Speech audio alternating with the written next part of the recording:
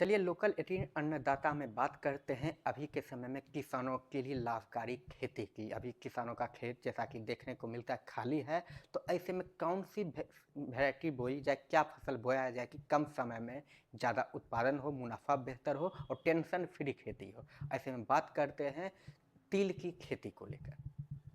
नील गाय तो सब जगह हो ही रहा है। लेकिन अभी जो खेत खाली पड़े हैं, जैसे कि किसानों के आलू के खेत खाली हो रहे हैं, उनका सरसों का खेत खाली हो रहा है, चौर एरिया में बहुत सारा ऐसा ज़मीन पड़ा हुआ है जहाँ कुछ बोया नहीं है। उन सारे खेतों में हम लोग तिल की खेती कर सकते हैं।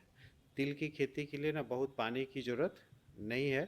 अगर उस एरिया में पानी की व्यवस्था कम हो, केवल किसी तरह से बुआई के समय अगर पानी की व्यवस्था हो सकती है तो हम लोग तिल की खेती कर सकते हैं। तिल को नीलगाय नहीं खाती है।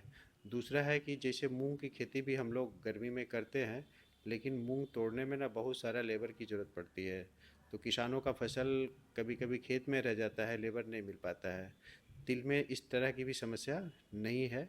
इसलिए किसान उस सारे खेतों में जहाँ लगता है कि अभी खाली पड़ा हुआ है किसी कारण से, जैसे जो भी हम लोग बताए कि सरसों काट दिया है या वहाँ का आलू उखाड़ा है या किसी कारण बस खाली रह गया है, तो उसमें तिल की खेती बड़े आराम से कर सकते हैं। ध्यान सिर्फ ये रखना है कि उसको अभी जब बोने के समय में उस खेत में ना नमी अच्छी होनी चाहिए।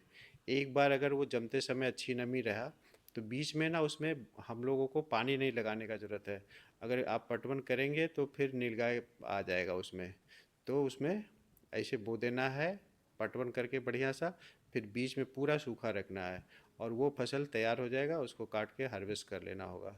तो आपने सुना कि तिल की खेती को लेकर क्या कुछ सावधानी बरतना चाहिए, कैसे खेती करना चाहिए, और ये जानकारी बिहार के बेगूसराय कृषि विज्ञान केंद्र से दी जा रही है। नीरज सिंह, लोकल 18 बिहार।